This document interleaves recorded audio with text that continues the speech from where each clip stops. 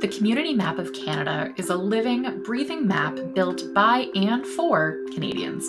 In this episode, Alex Miller, president and founder of Esri Canada, talks with our Esri colleagues about this collaborative project, bringing together authoritative data from governments, communities, and organizations across the country to create a detailed and accessible map. From urban centers to remote wilderness, the Community Map of Canada reflects the diverse stories of our land. Whether you're a GIS pro, a community advocate, or just a curious map lover, this episode will inspire you to see Canada in a whole new way.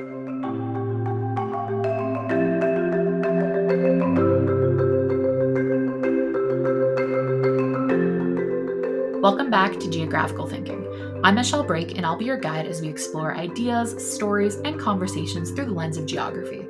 In this episode, we are going to highlight a recent release from the Esri Science of Where podcast. This episode features Alex Miller, the founder and president of Esri Canada, discussing the critical role the Community Map of Canada can play in your GIS. So we do a complete new map 2 times a week, so every 72 hours. There's no way that a top-down national government would ever be able to see 3 million changes over 500 organizations. Alex Miller describes to Esri's John Lenihan how a truly current digital map is central to a community's economic health and public safety. Hi, Alex, and welcome to the Esri and the Science Aware podcast. Thank you for having me. So, Alex, when did the idea of creating a smart map for local communities using geographic information systems or GIS technology begin? We began 15 years ago doing it because at the time, politicians were saying to the people running the national and provincial mapping agencies, even the municipal mapping agencies, we got Google Maps, why do we need you?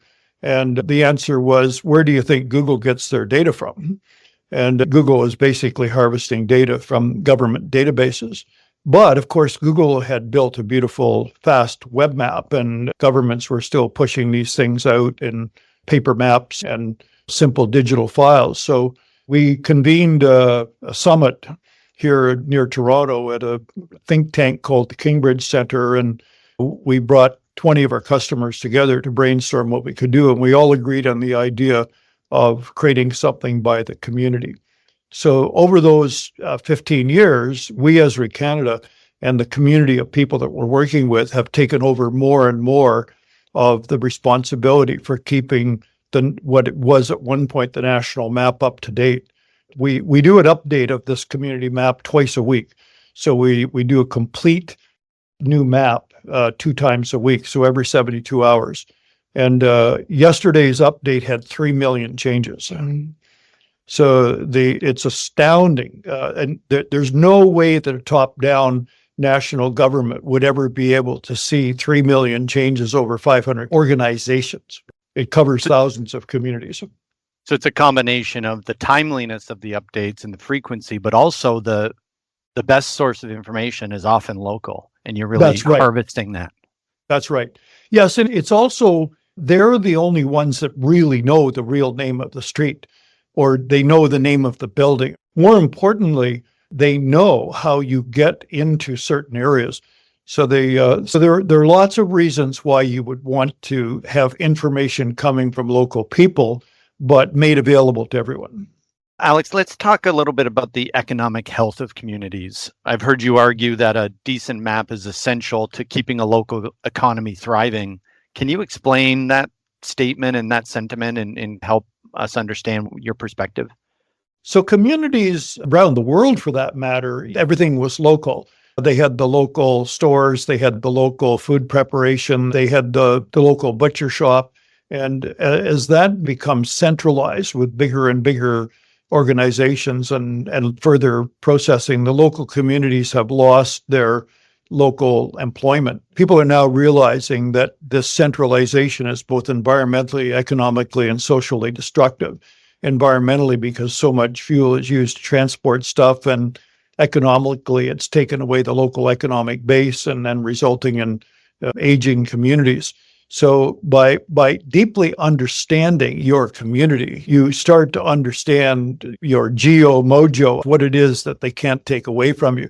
So I'll quote Zita Klopp. She grew up on Fogo Island off Newfoundland and went away and made a large amount of money in tech and then decided to go back home and try to revive Fogo. She ended up building the Fogo Island Inn.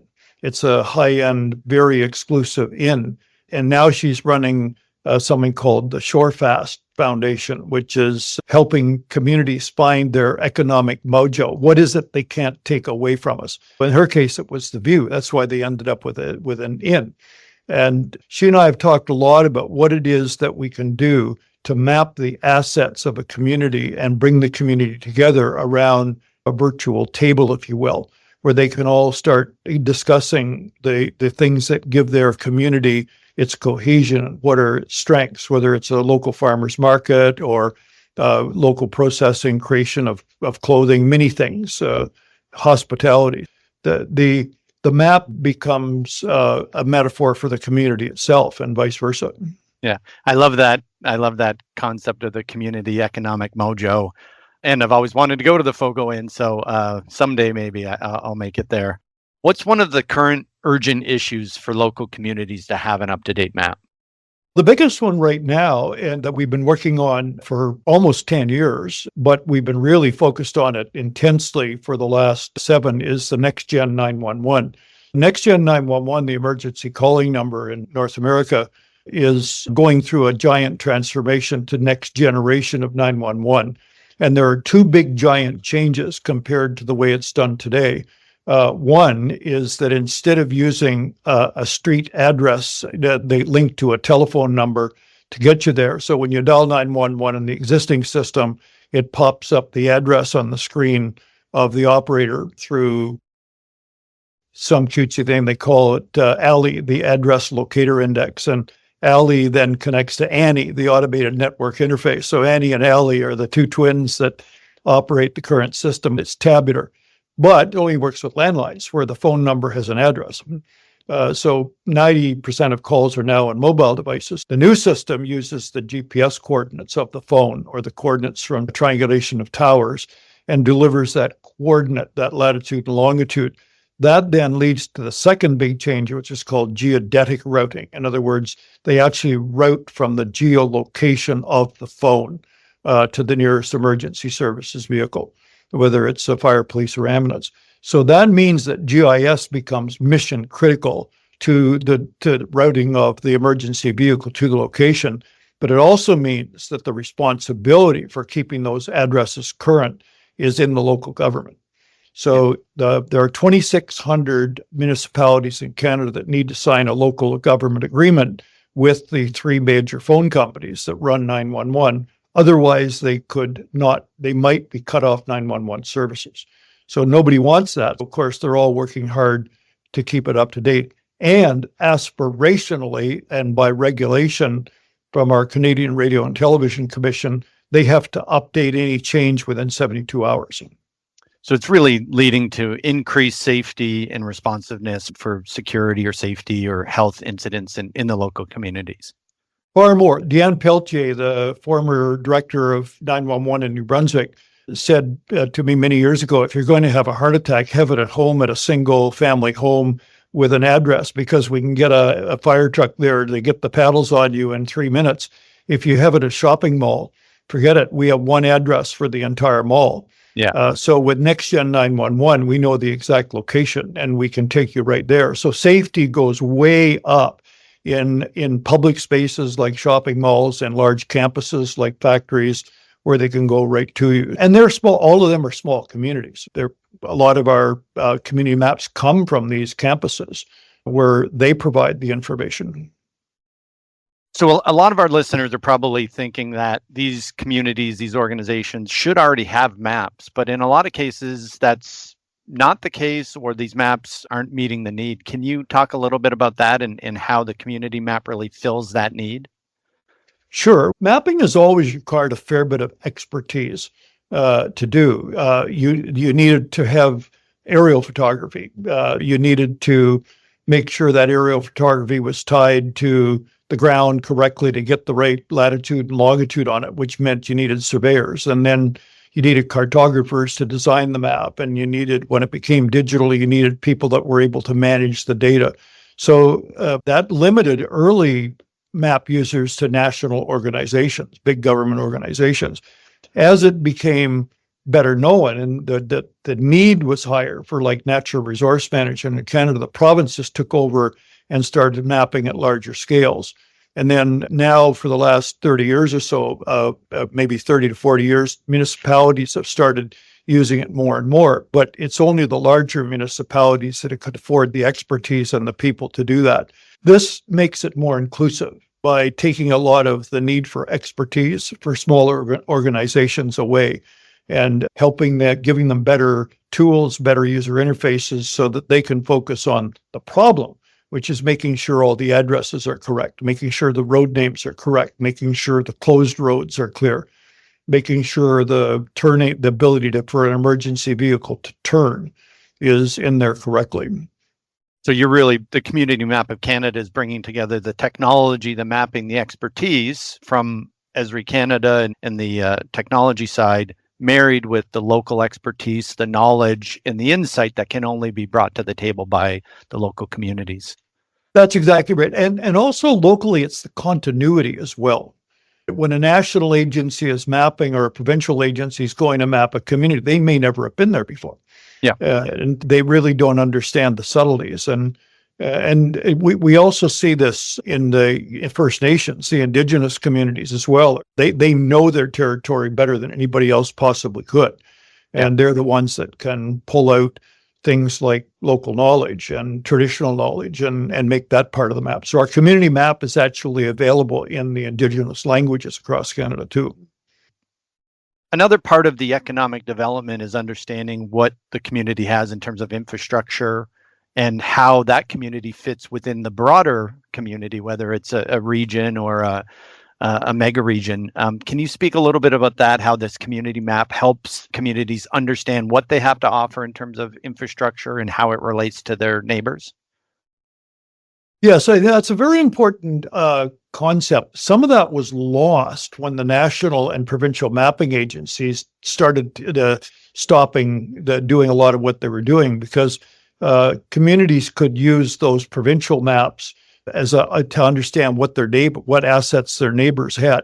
So when they started using GIS locally and doing a lot of stuff themselves, they only understood their local community. The one big reason we were given early on by many communities for joining the community map program is they could see their neighbors' data. Road networks are particularly important. And relatively recently, just literally a few months ago, I was talking to the electric utility CEO here. Ontario is similar to other parts of the world, and even the U.S., that we have 68 local electric utilities in Ontario, so they're quite small. But now they have to put in electric car chargers, and they don't want to spend all the money putting a charger in if their neighboring municipality is going to put one across the road, and because that was the boundary of the utility. And it isn't just across the road; even a block away would be bad. So they want to start looking to see what infrastructure exists for charging. And maybe they would agree that the other utility, 2 or 3 blocks away, should put in a charger there and they would put in one somewhere else. So that's just an example of a current infrastructure need that's very important, which is the electrification of transportation. And that's driving all kinds of things beyond just car charging. So we all know that communities and whether it's a city, a different jurisdiction, need to work across city boundaries. So how does providing the Community Map of Canada, this easily shareable and collaborative geo-based data, allow them to collaborate on solutions to shared problems? Many of the problems they have are social problems with homelessness and crime. And unlike sewers and water lines, those move. And they move from one community to another. So I'll give you another good example of one that we've been working with the Toronto police and the Durham Region Police. They built out an application called Pushpin to track people out on bail with gun crimes. And it's won an international award. And the reason was it crossed over boundaries. The police all look out for people that they know about, but the individual police forces don't know about what's happening in the other jurisdiction beside them. So Durham Region and Toronto are side by side. So they're, as we speak here right now, that team is testifying in front of our provincial legislature about how they could expand that to the rest of the province, because things that move like people, or in rural areas, maybe wildlife or weather, are of interest to everybody. And it crosses over. We've seen exactly the same thing with floods recently, with rainstorms coming through and causing massive upstream dumps of water that then come through your community. So there's a lot of interest in having community-based models of terrain and what floods, and that's hard to do at levels higher than the city. Yeah. In your experience, Alex, these organizations, these government agencies that are collaborating, are they getting more government funding because they're demonstrating this working together and working across jurisdictions? Yes, they are. I'll use another example here in Ontario. Infrastructure Ontario is an agency created to coordinate infrastructure spending and monitoring across the entire province. And they've been building out something called Broadband One Window, managing the funding of $10 billion worth of broadband infrastructure, but it's modeling in the community what the needs are. So they gave me an example of one where they went and built out a fiber line and an extremely expensive broadband implementation of what they thought was a whole community of houses. It turned out to be a subdivision that was never built. And it turned out it was a farm field instead of 300, 400, or 500 houses. But at the same time, they also don't know where the poles are. They said the poles are incredibly important, and they don't know where the addresses are. So sharing the addresses that 911 needs to dispatch people is very useful to non-emergency access to those addresses, like finding out where a pole is, what's the address of a pole. So there's a ton of that. So I think infrastructure development is resulting in cross-departmental collaboration within a jurisdiction, and then cross-community, cross-jurisdictional collaboration. So we've talked about a number of benefits, and the use cases you provided are really indicative of the positives. Why are some municipalities slow to jump on the bandwagon or on board? There are many reasons they give for not wanting to participate. Oh, we don't have enough time. Or, oh, you're taking our data, you're a commercial company, you're going to make money from my data. Or, I've got people that can do this. Ultimately, the real problem with it is they're embarrassed about the quality of their data. So yesterday, I had a discussion with somebody, a major electric utility near here, just not too far from Toronto, was an amalgamation of 5 other utilities, and they refused to give their electric utility data to the Ontario government. And they said, oh, it's proprietary data, safety, blah, blah, blah. Their CEO admitted to someone that I was speaking to yesterday that they amalgamated these 5 utilities many years ago, but they've been unable to bring their data together and standardize it. So I think so we have offered to do that for communities. So one of the things that's made our community map program successful is one of the big barriers that we got, big objections we got right up front was, oh, we don't have time to transform our data from our format into your format.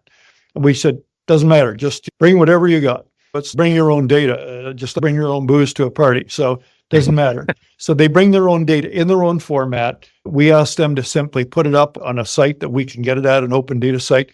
We then do the mapping of their data format to the community map format, to the standardized format, and then we monitor that. So we have a big dashboard that looks at all 500 participants, and every night when we harvest, we see some green lights that came through and got correctly transformed, some yellow ones that look like there might be some mistakes, or red is a failure, and then we investigate that every morning. And now that's turned out to be a big burden for us, and we're challenged with it. So the CRTC, the Canadian Radio and Television Commission, forces the municipality to produce the data in the format that the emergency provider needs. We've developed software tools for the municipalities to do that, maintain it in their own data in their own format, but transform it to the format that's needed for NG 911 through tools that we support. The data all exists somewhere. It's just not shared. So the developing these sharing models and collaboration models is critical. And we've always started with just give us what you have. If you don't have buildings in your community, don't worry. We'll make a map with the buildings. And if people want to see the buildings, they can turn on the imagery. A part of our community map is imagery as well, sharing their aerial photography with us. And then we process that and put it into the Esri image base map so it can be seen by everybody. You also see this community map of Canada as laying the foundation for the future. Can you explain how is that? How do you see that really being this foundation for the future of these communities? The community map itself, in many ways, you could also think of it as a common map. So GIS is also can be thought of as a common information system. It's what everybody understands. As humans, we talk about people having common sense. What we're really saying is it's what everybody knows in common. We all know about crossing the street and getting hit by a car if we cross at the wrong spot. When it comes to information needed to deal with climate change or the housing crisis or things that are too far away for you to see but can be seen with a GIS, then that information needs to be common to everybody. So that's one thought, that we need a common information system. So the community map is really the beginnings of building out that common information system. But even more importantly, artificial intelligence, which is all the hot buzz out right now and investment is going into it. The holy grail for that is something called artificial general intelligence, or AGI, which is when an AI becomes thinking like a human. But an AI will never think like a human unless it has common sense. This is Melanie Mitchell, one of the pioneers of artificial intelligence at the Santa Fe Institute, has said that AGI will never come unless we figure out how to give these AIs common sense. And so to me, the common sense is just being able to sense the environment with GIS, and it'll become the framework for taking AI to the next level. And that's going to take a long time, but it'll be human-driven. Working in the local communities, making that possible. So really building kind of the future use cases and the future capabilities on the GIS systems that communities have used for recording systems of record of what they have, benches, streetlights, roads, and then using that to inform future models, scenarios to address whatever may come our way. That's right. Looking at the safety of their community, why are people getting hit on their bicycles? Why are there accidents here or there? Why is this area of town always flooding? What's the risk of a fire? Those are things that local people know better than anybody, but it needs to be shared with the people who are making decisions about how to support them. Alex, thank you so much for being here today, sharing all about the community map of Canada. Next time I visit my family in Niagara Falls, I'm going to be sure to spend a little bit of time with the community map of Canada before I go home. But Alex, thanks so much, and it's been a pleasure. My pleasure too. And that's a wrap on our journey through the community map of Canada. Whether you're mapping out a hiking trail, navigating a cityscape, or simply marveling at the beauty of this collaborative masterpiece, remember, this map is made by Canadians for Canadians. Got a cool contribution idea or just want to explore? Dive in and become part of this growing story, because every map tells a tale and yours could be next. If you're looking for more information about the technical side of GIS, check out the Spatial Report podcast, where Mark dives into the latest and greatest in the world of GIS. Until next time, keep exploring, keep learning, and keep thinking geographically.